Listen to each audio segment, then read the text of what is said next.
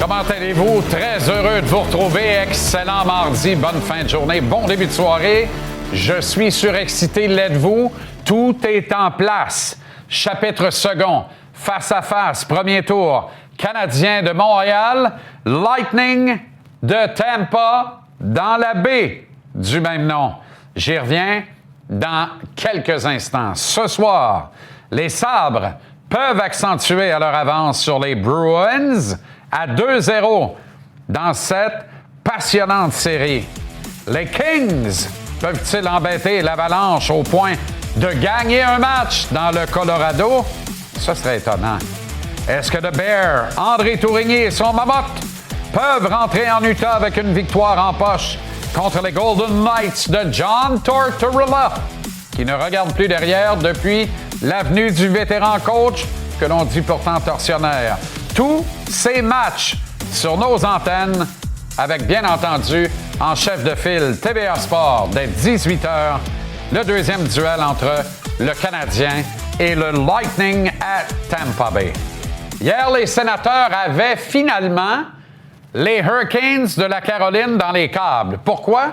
Parce que les Canes ont pris les devants 2-0, mais les Sens, à force de labeur, se sont accrochés. Labeur et performance extraordinaire de Linus Ullmark, qui a été sur le dos, sur le ventre, mais où est ma tante? Enfin, vous connaissez la ritournelle. À 2-2, on s'en va en prolongation. Des chances mirobolantes de part et d'autre. Et ce qui devait arriver, hélas, arriva. Alors qu'un Brady Tkachuk, simili-épuisé, il avait l'air de l'être dans la période d'échauffement. Tkachuk, qui a joué un de ses pires matchs qui m'a été donné de le voir jouer, honnêtement, a-t-il envie de veiller tard avec cette équipe des Sénateurs d'Ottawa ou est-il encore en train de maugréer avec papa puis son frère dans l'espoir de sortir de là au plus coupant? C'est un verdict qui est sévère. Je l'assume totalement. J'aime pas pantoute la game de Brady Tkachuk dans cette série-là. C'est un joueur tellement important. Et là, il est en train de coûter très cher à son équipe. Pourtant, lui, le capitaine de l'équipe. 2-0, les Hurricanes dans cette série. Ça va être compliqué pour Ottawa. Parlant de compliqué, que dire des Pingouins de Pittsburgh? Blanchis 3-0 par Dan Vladar et les Flyers de Philadelphie. Quelqu'un connaissait Dan Vladar, à part sa mère et sa blonde, peut-être son chien Arthur, il y a 2 ans. Le voici dans les séries éliminatoires avec un certain Porter Martone, 19 ans seulement. Oui, mais vous le répétez, c'est le même âge que Michael Age. J'aime beaucoup la jeunesse et la fougue des Oranges. J'aime le coaching de coach Tuckett.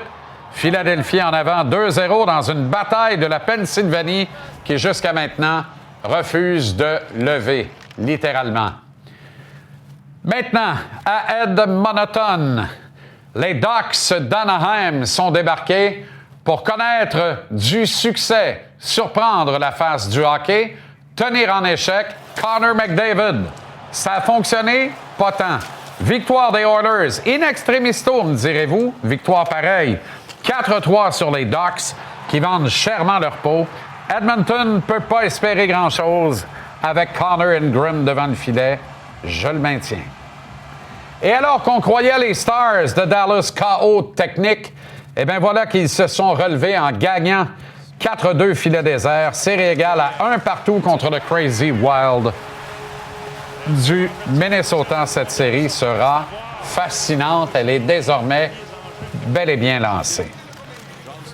Alors, Canadien Lightning, deuxième acte ce soir. Est-ce que Martin Saint-Louis en réserve d'autres schémas ahurissants, voire étourdissants en jeu de puissance? Question d'aliéner un peu plus les Bolts. Est-ce que le coach va décider de secouer ce match en plaçant Josh Anderson aux côtés de Suzuki et Caulfield pour quelques présences, le temps de leur créer de l'espace, s'il s'aperçoit après 10 minutes en première que Tampa continue de neutraliser à 5 contre 5 les meilleurs attaquants de son club? Est-ce que Slav retrouvera entre-temps Demidov et Kapanen afin de donner un deuxième punch offensif au bleu-blanc-rouge? Est-ce qu'Alex Newhook va retrouver l'étincelle qui nous a émerveillés avant sa grave blessure? Au fait, Qui est le vrai Alex Newhook? Celui qui a échoué lamentablement au Colorado, là où Artturi Lekonen réussit parfaitement, exactement dans le même rôle, top 6, ou le gars qui nous a émerveillés sous les bons auspices, les bons conseils et l'égide de Martin Saint-Louis en début de saison. Il faut qu'on le découvre et rapidement. Et Kirby Dach, lui, est-ce que ce soir, il arrive finalement de sa blessure et entre dans cette série? Est-ce que le corps défensif peut être aussi efficace que lors du premier match? La paire Jockey-Struble peut-elle sortir encore de précieuses minutes?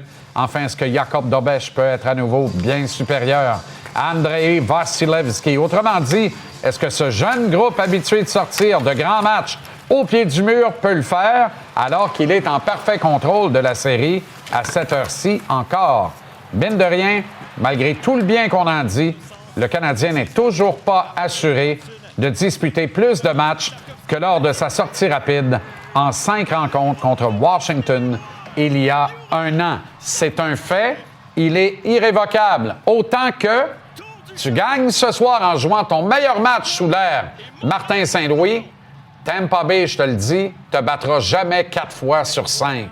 Et la cathédrale du hockey va littéralement se soulever par-delà toutes les montagnes à compter de vendredi. Tout de suite, dans la cabine de description, Félix Séguin, Patrick Lalime. Les gars, fébriles?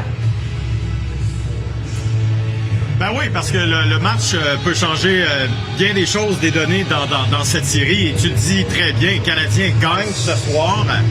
Aïe aïe, le Lightning est ébranlé. Puis en même temps, là, c'est pas impossible, j'y sais, parce que le Lightning à domicile depuis quelques années en série, ça va pas bien. Depuis quelques années en série, ça va pas bien également pour Vasilevskiy. Oui, moi, Canadien, quelle opportunité, là. Tu vas chercher le premier match. Ça n'a pas été ton meilleur pour le Canadien. Puis là, tu as une chance de retourner à la maison. Parce que ça va être un autre match qui va être serré. J'ai hâte de voir qu'est-ce qui va se brasser sur la patinoire. On va tenter de changer des choses, mais pour le Canadien, c'est prenable. C'est là. Félix, Alex Carrier est un facteur non négligeable, voire très important dans le match numéro 1 de cette série. Sa présence a paru pendant qu'on voit les joueurs du Lightning. On vient d'apercevoir Corey Perry qui arrive à Tampa. Tiens, le monstre Vasilevskiy en gaminet, là, mais il n'y a plus de dress code. Qu'est-ce que vous voulez? Alors, tu as parlé à Alex Carrier, il a jasé avec toi, de l'état dans lequel se trouve l'esprit de cette équipe. Et je pense que Alex m'a donné la meilleure façon imagée de décrire un petit peu ce qui se passe avec les Canadiens. Là. Je vous le rappelle, là, c'est une forme imagée. Pour Alexandre Carrier, les Canadiens 2025-2026, ça représente une équipe junior sur les stéroïdes. Ah ben oui. Pourquoi une équipe junior sur les stéroïdes? Parce que cette équipe-là, j'y sais, est tellement jeune. C'est des kids, c'est des flots, comme c'est le cas dans les nombreuses équipes juniors. Sauf qu'au lieu de manger du poulet, on mange du filet mignon. Au lieu d'être dans l'autobus, on est dans des jets privés. Mais l'état d'esprit ultime et fondamental de cette équipe-là, c'est que ces kids-là ont du fun. Puis quand Alex Carrier m'a parlé de cette façon imagée de décrire ses coéquipiers et son équipe, j'ai trouvé ça génial. Sans rien enlever à... Oui, vas-y, Pat. Ce qui est intéressant, puis on en a parlé un petit peu à Martin avant le match, puis on a retourné dans le temps, quand Martin jouait pour le Lightning de Tampa Bay, puis je trouve qu'il y a un comparable là qui est intéressant. Martin Saint-Louis, Vincent Lecavalier, Brad Richards, Dan Boyle, c'était un jeune noyau, des jeunes joueurs qui tentaient de se faire un nom, de s'établir dans la Ligue nationale. Puis là, ben, je trouve que le Canadien, ça ressemble vraiment à ça, Félix. Sans rien enlever à Alex, là, quand il y a eu le voyage des mentors plus tôt cette année, c'est le commentaire que lui a fait son frère, son grand frère qui l'avait amené sur le voyage. Alors, le liner, il est du frère d'Alex Carrier, mais je vois qu'Alex a été bien marqué par ça, puis c'est tellement vrai de toute façon. C'est formidable. Pat, il y a énormément de pression sur le monstre. Là. Vasilevskiy a le devoir de voler un match, ou au moins une fois dans cette série-là, commencer par une fois, en tout cas, être meilleur que Dobeš, qui actuellement lui fait la barbe. D'ailleurs, il devrait y couper les cheveux, là. C'est à peu près rien que ça qu'il reste à arracher. Ça fait partie de son style. Ça fait partie de son style, je sais. C'est un peu comme toi. Il est moins style. Il les envoie par en arrière. Ils sont pas devant ses yeux, mais des fois, on dirait que oui. On dirait que oui. Oui, Vasilevskiy va devoir... On dirait que oui. il va devoir se lever, ça c'est sûr et certain. C'est pas le Vasilevskiy qu'on a vu d'il y a quelques saisons. Là. C'est une seule victoire en série dans ses 7 derniers matchs. Puis c'est surtout de la façon dont il se fait battre. Si tu regardes les statistiques, c'est même pas proche. Là. C'est pas un gardien de but qui joue du bon hockey. C'est un gardien de but qui cherche. Et même s'il a bien fait en saison, je me demande à quel point on lui ramène sur la table ses contre-performances en séries éliminatoires. Puis s'il y a une place, et il le sait très bien, où tu veux être valorisé, où tu veux démontrer tout ton potentiel, c'est en série. Puis en ce moment, c'est pas le cas pour Vasilevskiy. Zachary Bolduc, lui, vit ses premières séries comme membre du Canadien. Il s'est retrouvé au confessionnal avec le curé Kucherov. Ouais, ben j'y ai parlé hier dans le vestiaire, puis je pense que Zach a joué un bon match numéro 1. On l'a vu s'impliquer physiquement. En première période, a distribué plusieurs bons coups d'épaule. Bon, évidemment, il y a sa pénalité, là. Je pense qu'il va vouloir se corriger. Mais il s'est retrouvé très souvent sur la glace avec Kucherov. Puis, ce qu'il me disait, c'est impossible de le couvrir. C'est impossible de toujours être avec lui, mais c'est de limiter le nombre de touches de la part de Kucherov. Et dans l'ensemble, Martin Saint-Louis, à qui on a parlé environ une trentaine de minutes, l'a confirmé. Dans l'ensemble, les Canadiens ont fait un bon boulot pour limiter le nombre de touches à Nikita Kucherov. Et l'autre chose que je retiens également concernant Kucherov, je sais pas si tu te souviens, je pense que c'était en première ou en troisième, là. Ma mémoire me fait défaut, il s'est passé pas mal de choses dans le match numéro 1. Et à un moment donné, Slavkovski a frappé sur le bord de la bande Kucherov. Il y a un arrêt de jeu et Slavkovski a enchaîné avec un coup. Kucherov a répliqué, puis là, il y a eu bousculade. Moi, je pense que la clé, si les joueurs du Canadien peuvent faire ça, là, sans écoper de pénalité, ils vont rentrer dans la tête de Kucherov, puis à un moment donné, il va franchir la ligne.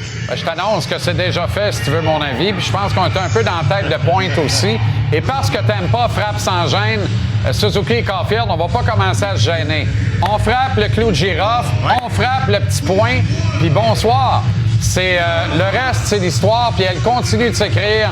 Ce soir, dès 18h l'avant-match, l'intégrale. Allez, reposez cette voix céleste. On vous regarde, on vous écoute avec grand bonheur. C'est précieux, profitez bien, les boys. C'est gentil, je sais. Salut. Salut. Bonne De la soirée, cabine merci. de description, on s'en va aux abords de la patinoire ou du moins dans les officines, oui, sur le bord de la glace à Tampa. Renaud Lavoie maintenant à la mise en échec. Renaud, la toune est parfaite pour commencer notre conversation. Hey, ça c'est la toune, si je me rappelle bien, de Andrei Markov. À chaque fois qu'il mettait ça au Centre Bell dans le warm-up, warm-up, dire une chose, là. ça n'a aucun bon sens. Je veux rien enlever à Mme Bibeau, mais on est loin d'embarque ma belle de Caïn en joie le vert. Puis ça fait du bien compte tenu de l'enjeu ce soir, malgré tout le respect pour mes amis de Caïn en tournée d'adieu partout au Québec cet été. Cela dit, parlons de Juraj Slavkovski. Il y a maintenant 3 prénoms, tu comprends pourquoi. Il s'inspire de qui chez le Canadien, Slav? Ben, j'ai tellement aimé la discussion qu'il a eue avec les journalistes après le dernier match, OK? Parce qu'on a vu aussi quand même Josh Anderson être très, très efficace dans la dernière rencontre.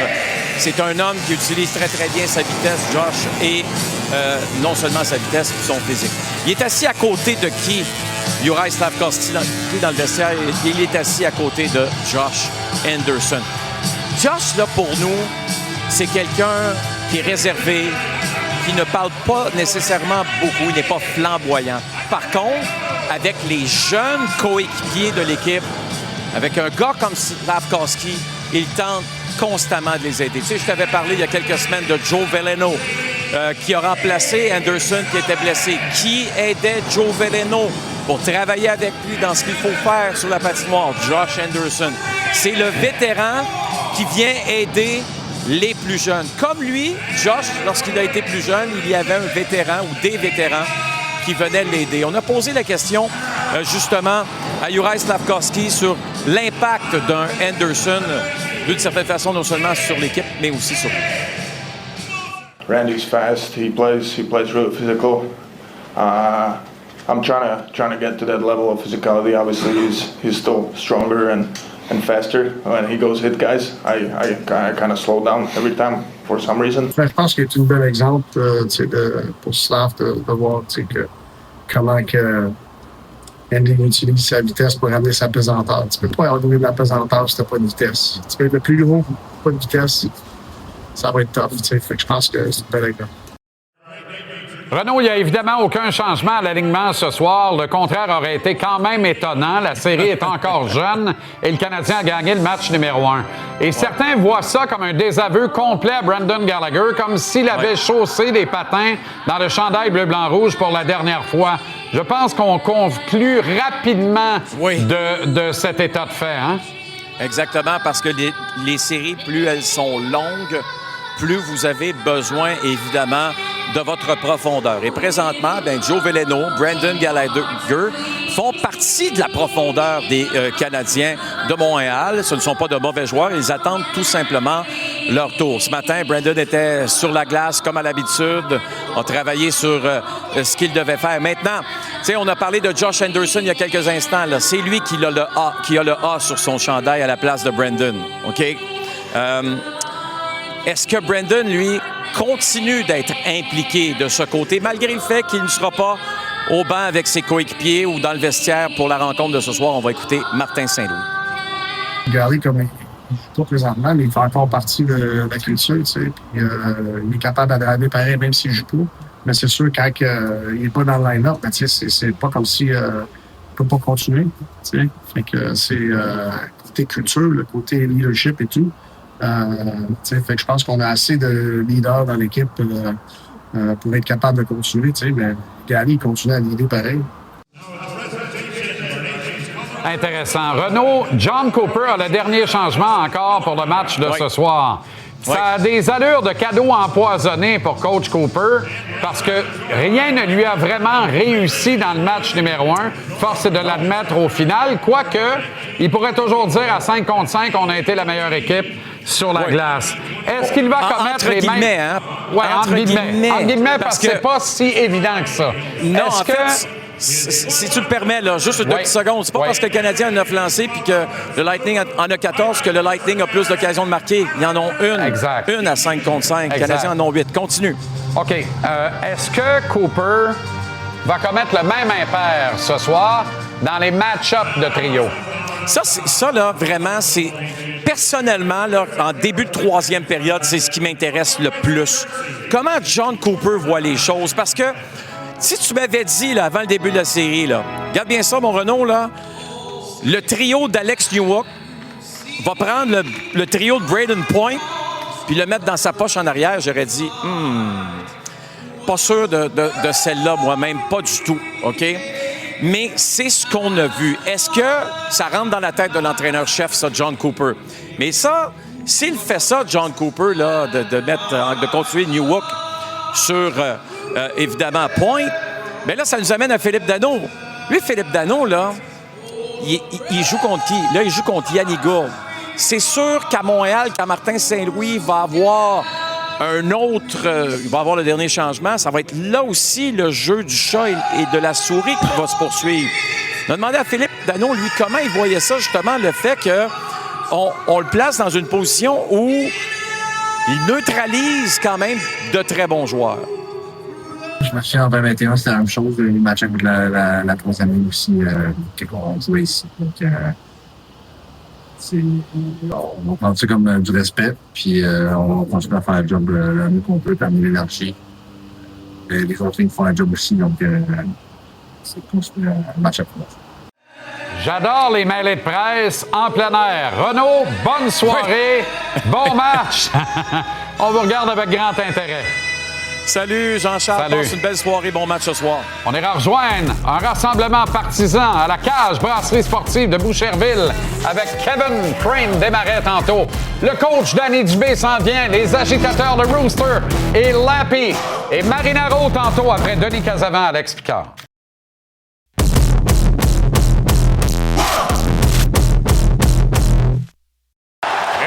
Avec une passe dans l'enclave. Le tir et le but! Jordan Martinook avait raté le tir de pénalité. Cette fois, il marque en deuxième prolongation.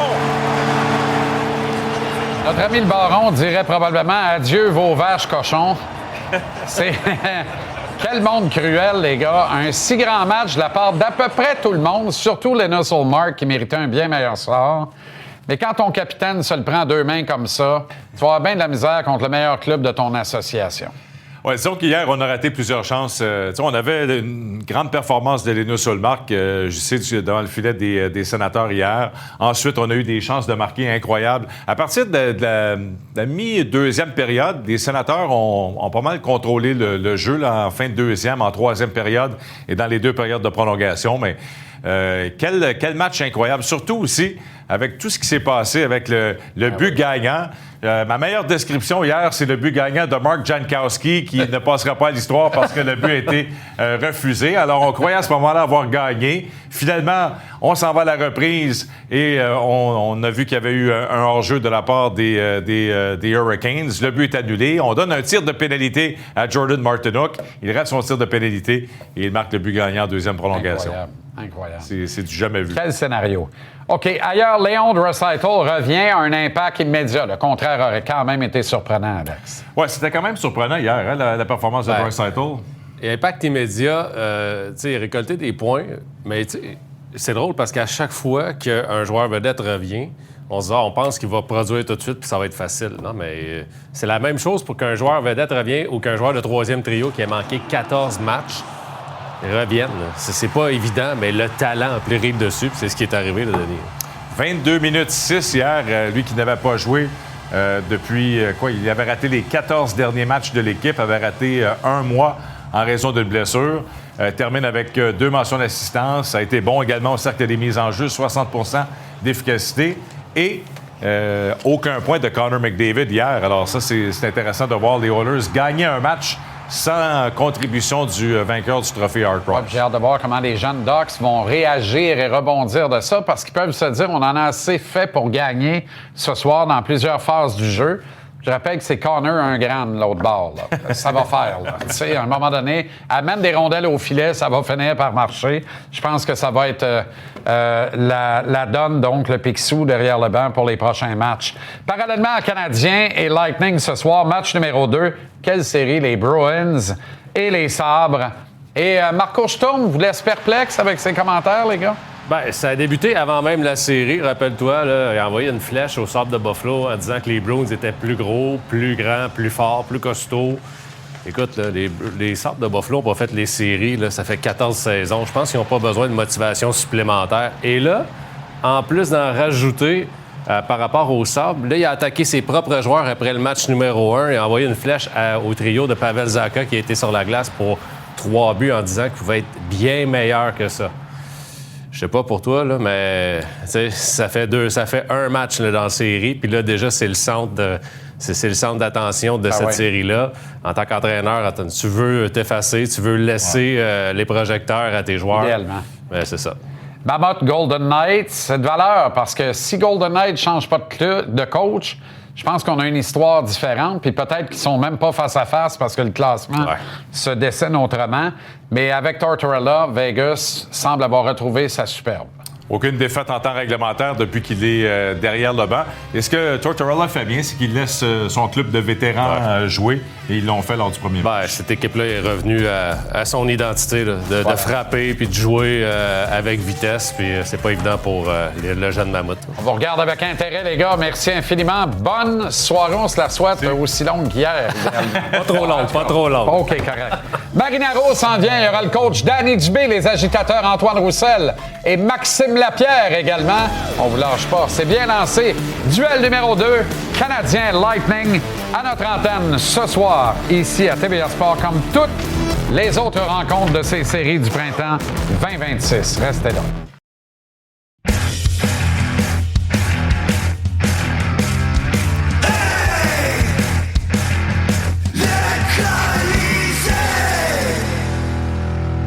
Dans la baie de Tampa, aux abords de l'Arena où il va assister au duel numéro 2 ce soir entre le Canadien et les Bolts, Marinaro! Salut, JC! Fellow! Beaucoup de partisans des Canadiens ici ont dit JC! JC! JC! JC! JC! Le voilà! Oui, ça les excite, c'est effrayant. Alors, ceux qui veulent du jeu robuste risquent d'être servis ce soir, mon cher Tony. Entrée de Carlisle et Sabourin, ça risque de devenir très intéressant très rapidement dans le match. C'est sûr et certain que ça reste intéressant avec Carlisle à la défense puis Sabourin qui joue évidemment en attaque. Ceci étant dit, le dernier match, John Cooper a dit que les Lightning ont perdu face à la stupidité. À cause de la stupidité, à cause de leur punition, et les Canadiens sont allés 3-6 en avantage numérique. Donc, si le Lightning veut insérer des gars comme Carlisle et Sabourin, ils peuvent certainement le faire.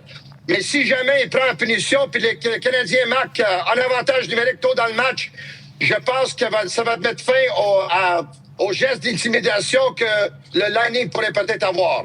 Oui, parce que l'erreur de Cooper, c'est peut-être de penser que le quatuor d'officiel ce soir n'est pas au courant qu'on rajoute 480 livres de muscles dans ce match-là, justement avec des redresseurs de tort. Alors, ils vont être sous la loupe. Ils peuvent entraîner dans leur sillon des gars comme Kucherov, qui a la fâcheuse habitude de leur jouer un peu du bâton et à prendre de mauvaises pénalités également. Ça peut faire très mal au Lightning. C'est une décision qui peut se retourner contre Cooper.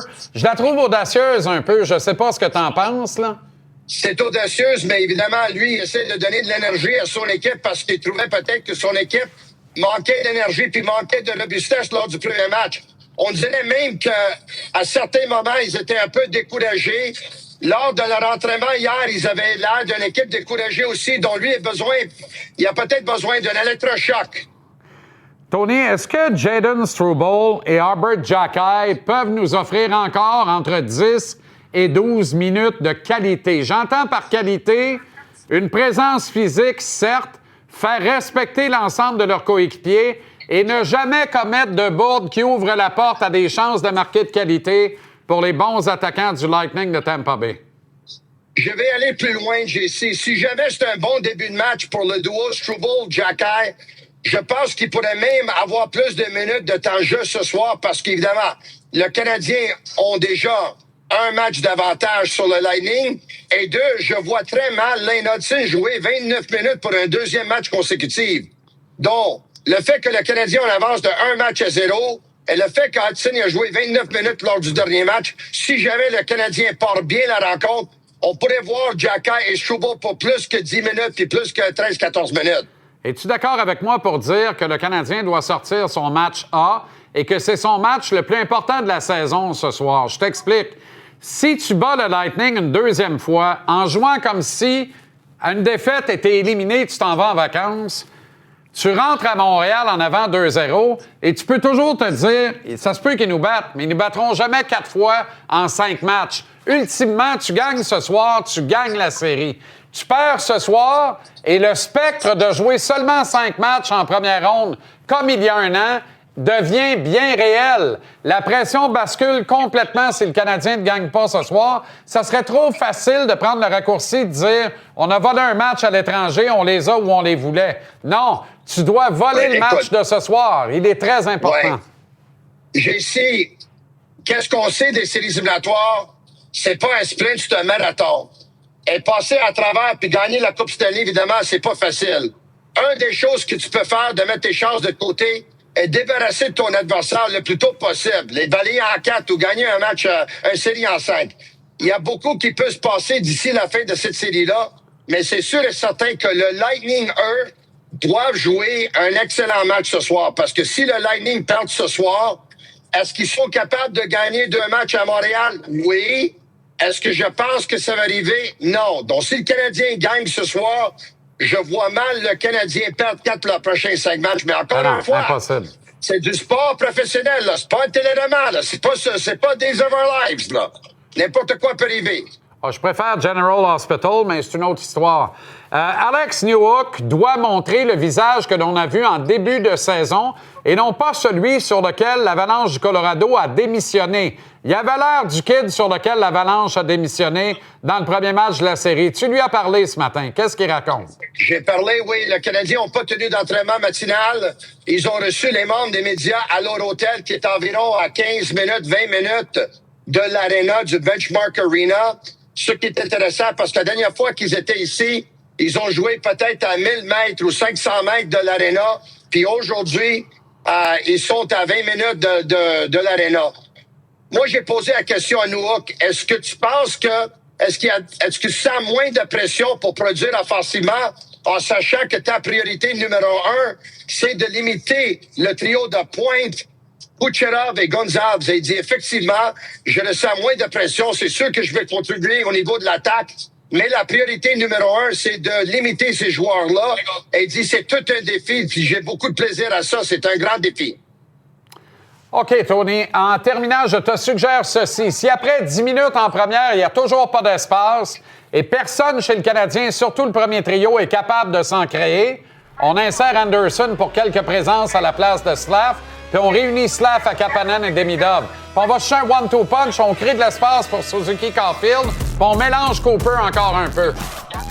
Écoute, c'est possible de voir Slafkovsky sur le deuxième trio à un moment donné pour essayer de mélanger Cooper un peu. Mais on va voir ça avec quoi le score. Je te laisse avec ça. Des partisans des Canadiens. Ciao, Bellows, ciao! Le coach Danny Dubé, des agitateurs, Lapierre et Roussel, tout ça au retour.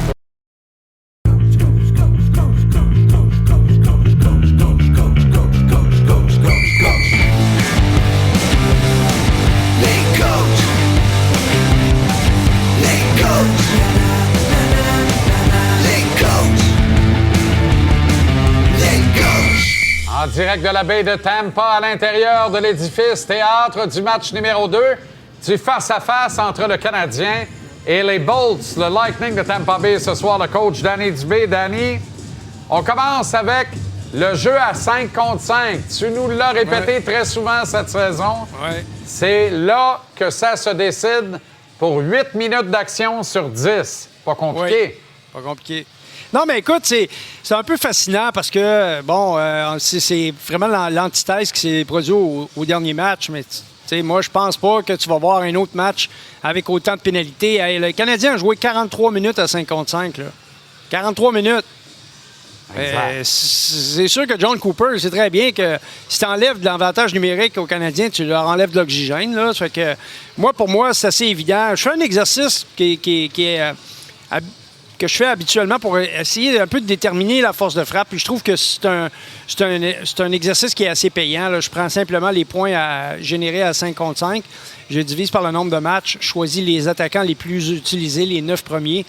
Et j'additionne leurs résultats. Ça me donne une cote. Cette cote-là, habituellement, elle est assez représentative. Puis jusqu'à maintenant, on peut dire que le Lightning de Tampa Bay, c'est de loin supérieur à celle du Canadien de Montréal. Donc, ils ont plus de profondeur. S'ils jouent à 55, ils ont 2 trios. À un moment donné, c'est beau de dire à Nowak qu'il va jouer défensif contre Braden Point, là, mais les meilleurs éléments sont d'un côté. Ça finit par rattraper ceux qui font juste défendre. Tu comprendras avec moi qu'on ne s'attend pas à tous les soirs de marquer 3 buts en avantage numérique, là. Hey, savais-tu ça? Là, juste de même, là, on jase. Là. De même. Depuis le début, juste en première ronde, les matchs de première ronde, il y a eu 53 opportunités en avantage numérique, il y a 12 buts qui ont été marqués. Ça, là, je te le dis tout de suite, puis les gens, ils nous écoutent, puis on va y revenir plus souvent qu'autrement durant les séries. Là. Ça va aller en constante décroissance. Ben oui, évidemment. Là, on est à 22 le Canadien est à 60 il a marqué 3 buts en 5 tentatives. On sait très bien que c'est cyclique, là, l'avantage numérique. Donc, moi, je pense que même si Sabourin est dans l'alignement, là, peut-être tu veux m'en parler, là, même si Sabourin est dans l'alignement, là, il va faire 2 petits tours et puis s'en vont. Moi, je pense pas que ça va changer grand-chose au match du Canadien de Montréal. Bien, en fait, là, tu sais, Carlisle, Sabourin, je me dis, ça veut dire qu'on va surutiliser d'autres éléments. Parce que si un de ces deux-là, si ensemble, ça touche 12 minutes, le Lightning est dans le gros trouble tant qu'à moi. Mais Tampa possède 2 bons trios offensifs, Danny. Oui. Est-ce que Coach Cooper va tomber dans le même piège qu'au match numéro 1, c'est-à-dire faire les mêmes oppositions en pensant obtenir un meilleur résultat que dans le match numéro 1? Bien, il a un petit peu répondu à la question, puis je vais un peu paraphraser ce qu'il a dit. Il dit, écoute, les match-ups, là, les confrontations, on a un plan en début de match, mais c'est pas sûr que ça va être ça pendant tout le match. Moi, écoute, honnêtement, là, le trio de Cirelli contre celui de Nick Suzuki a généré beaucoup de chances de marquer pour le Lightning. Beaucoup d'opportunités avec la rondelle en territoire adverse, les rondelles sous-tirées, etc. Ce qui a sauvé la vie du Canadien, c'est les nombreux avantages numériques et leur immense efficacité dans le premier match. Je suis pas en train de dire que le Canadien ne méritait pas de gagner, bien au contraire. Mais ce que je dis, c'est que je me place dans les souliers de l'entraîneur adverse, soit John Cooper. Lui, c'est sûr que Cirelli contre Nick Suzuki, il va prendre ça, là. Parce que les gars qui y en donnent pas actuellement, là, c'est Braden Point et Nikita Kucherov. Exactement. Ces deux gars-là, s'ils jouent pas, sont faits. C'est aussi simple que ça, je m'excuse, là, mais c'est la réalité. Ils gagneront pas le deuxième match s'ils n'obtiennent pas le maximum de leurs 2 premiers trios. Puis tu peux parier qu'ils vont jouer, parce que des joueurs élites, c'est des gars qui savent se pointer quand les matchs sont importants. Ouais. Alors, ces gars-là, aujourd'hui, je m'attends à voir le meilleur visage d'eux-mêmes. Bien, la meilleure version d'eux-mêmes. Au même titre, Danny, que si le trio de Suzuki, Caulfield et Slav parvient pas à produire à égalité numérique, ça va compliquer les affaires pour le Canadien tôt ou tard pour des motifs évidents.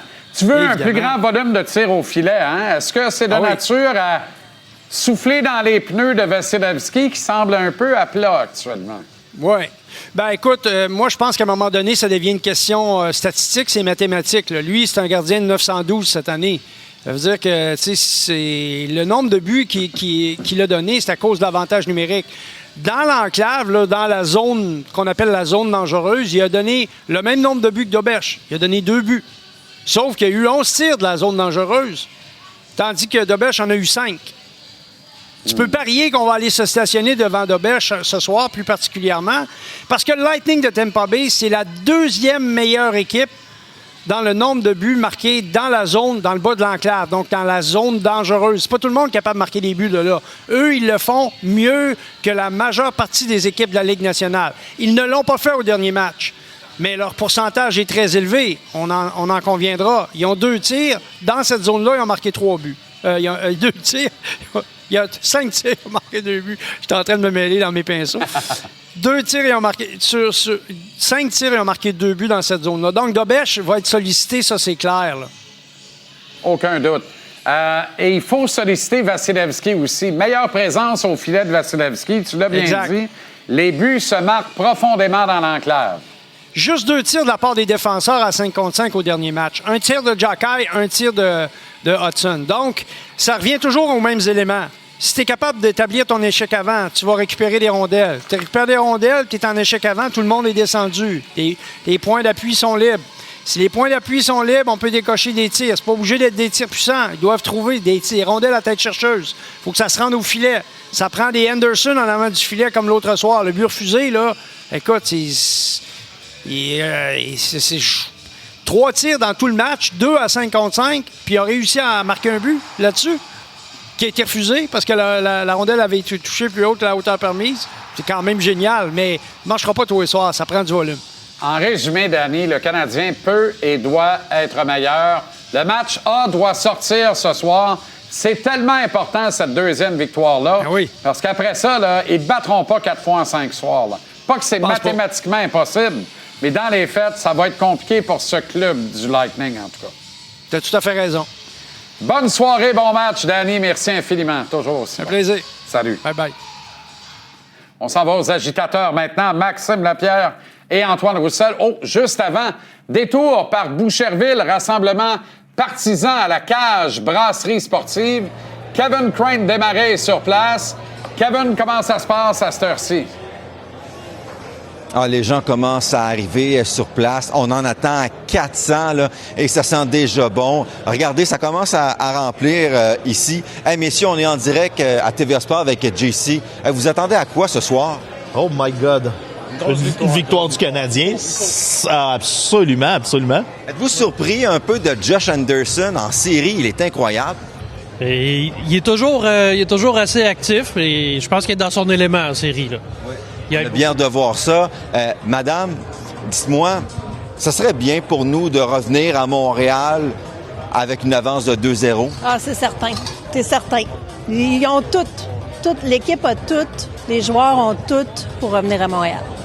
En terminant, JC, monsieur, dites-moi, il y aura peut-être un peu plus de robustesse du côté de Tampa Bay ce soir. Est-ce que ça vous effraie un peu? Ben non, ça ne m'épaisse pas vraiment. On l'a vu de toute façon dans le dernier match. Anderson, il est là, il est prêt à se voir. Et, écoute, on est prêt, puis on se laisse pas intimider par le Lightning. Là. ils vont savoir de quel bois on se chauffe. On a surtout hâte de voir ce match-là à l'antenne de TVA Sport tantôt. Voilà, JC, on va passer la soirée ici. S'il y a des gens qui pensaient venir, c'est rempli, hein? Peut-être quelques places au bar, mais sinon, peut-être regarder ça à la maison. Kevin Crane-Desmarais de TVA Nouvelles à la Cage Brasserie Sportive à Boucherville, en compagnie de Bill Goldberg. Je ne savais pas qu'il parlait français, c'est extraordinaire. Merci infiniment, bonne soirée et bon match. Salut Jean-Charles. OK, retour à Tampa maintenant. Les agitateurs Maxime Lapierre et Antoine Roussel. Nerveux les boys, Salut, fébriles. Chic, comment ça va? Salut Jean-Charles. J'adore vos kits. Là, on est dans le beau kit. Ça, c'est des beaux kits. T'aimes ça? Bon, Ah ouais, on bon, est prêt beau pour kit. le match. Là, on C'est a bon, fini en fait. de parler de statistiques, puis de peut-être, puis ici, ça. On a gagné le premier match, là. On construit la série, ça va bien aller. Lâchez-moi que les statistiques avancées, c'est ici que ça se passe en série, là. Bon, je suis prêt. Il a raison, Maxime a raison. Jean-Charles, il a raison parce que dans le premier match, c'est ça qui manquait un petit peu. Sur 2 trios, il manquait un petit peu d'échec avant, il manquait de cœur, il manquait de robustesse un petit peu. Pas pour Josh Anderson, mais un petit peu pour les 2 trios du milieu. Bon, si dans les 10 premières minutes de la première période, on sent qu'il n'y a toujours pas d'espace, on sent qu'on est toujours étouffé, dominé dans la zone de guerre, le territoire neutre entre les 2 lignes bleues, est-ce que Martin pourrait être tenté de mélanger Cooper encore un peu plus? Parce qu'à date, je suis de ceux qui pensent qu'il mélange cute, puis c'est beau à voir. En donnant quelques présences à Anderson avec Suzuki et Caulfield pour leur créer de l'espace. Pour l'impact d'un Anderson, tous les gars de Tampa font des petites pertes nerveuses, m'avez-vous dit hier, sans embâche, lorsqu'Anderson est sur la glace. Créer de l'espace pour Suzuki et Caulfield.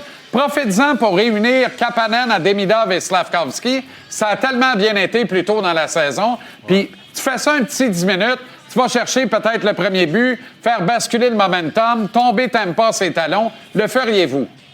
Bien, pour la première présence du match, oui. Je pense que juste pour envoyer un message, puis en temps et lieu durant le match, mais je pense qu'il y a une couple d'étapes à franchir avant d'en arriver à ce point-là. Ouais. Pour moi, c'est d'accepter de mettre les rondelles en fond de territoire. On ne l'a pas fait lors du dernier match, Jean-Charles. On dirait qu'on était gênés d'accepter de juste mettre le puck dans les coins et aller le chercher avec la robustesse et l'échec avant notre vitesse. Puis ensuite de ça, lorsqu'on récupère la rondelle, il faut la garder plus longtemps. L'autre jour, on dirait qu'on était pressé de faire notre jeu, puis on ne se laissait pas installer en zone offensive, puis on n'avait pas la chance d'activer nos défenseurs, ce qui a été une grande force du Canadien en saison. T'as raison, puis ça va aller dans la progression parce que le Canadien commence une série, puis des fois, il faut que tu t'adaptes en fonction du défenseur ou de l'affrontement que tu as. Puis le Canadien, on va le voir tout de suite avec leurs intentions, qu'est-ce qu'ils vont faire. Si en début de rencontre, tu vois des joueurs qu'ils essaient de danser à travers la ligne bleue pour rentrer en zone offensive, là, tu le sais que tu vas avoir probablement un problème. Et à ce moment-là, j'irais vers comme ton plan de match un petit peu de mélanger des trios ou de mettre Anderson à un endroit justement pour renforcer le deuxième trio. Mais j'ai hâte de voir, moi, les intentions. Est-ce qu'on va être têtu? Est-ce qu'on va justement continuer de faire la même chose ou on a appris, on va changer? Parce que si on continue à faire la même chose à 5-5, cette série-là ne sera pas longue, là. Elle sera pas longue, tu veux dire, à la faveur du Lightning, là? À la faveur du Lightning, bien sûr. Ben parce voilà, c'est ça. À 5 contre 5, voilà. On n'y était pas. C'est faut s'ajuster, mais j'ai aimé ce que j'ai vu. Puis quand je te dis qu'il faut progresser, le Canadien, ils ont fait des très bonnes choses. Il faut juste continuer à s'améliorer. Il faut que les attaquants, justement, prennent le taureau par les cornes puis acceptent que ça va faire mal puis qu'on ne joue pas dans notre zone de confort qui est possession de rondelles, rentrer en contrôle et ainsi de suite.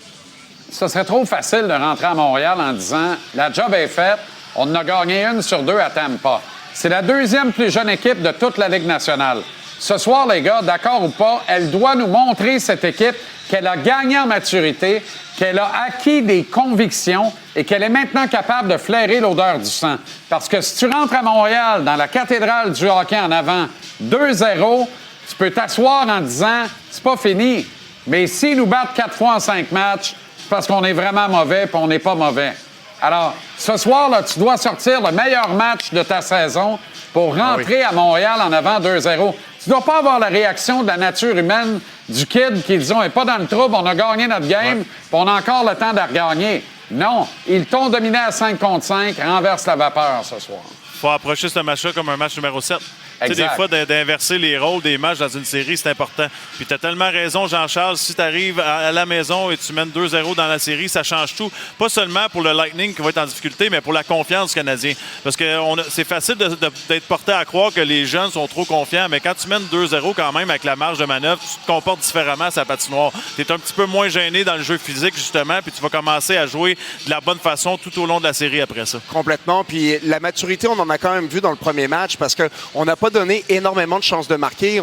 C'était vraiment serré, c'était hermétique le premier match. Donc, tu sais, c'est quand même en grande partie des joueurs de talent qui aiment ça jouer avec la rondelle, qui aiment ça jouer dans la contre-attaque, beaucoup le Canadien. Donc, le fait qu'on ait accepté de s'adapter, puis de fermer le centre, puis de pas donner grand-chose, moi, je trouve qu'on a fait preuve de maturité à cet endroit-là. Maintenant, c'est en possession de rondelle. Est-ce qu'on peut, justement, amener ça à un autre niveau, puis comme je le disais, changer des points d'attaque ou changer notre façon de faire la même chose à chaque fois? Ben, c'est là qu'on va voir la maturité. On a donné 23 tirs là, au bout de la ligne. On parle de l'attaque. 23 tirs sur la route contre le Lightning de Tampa Bay. Il faut que tu aies fait quelque chose de bien. Là.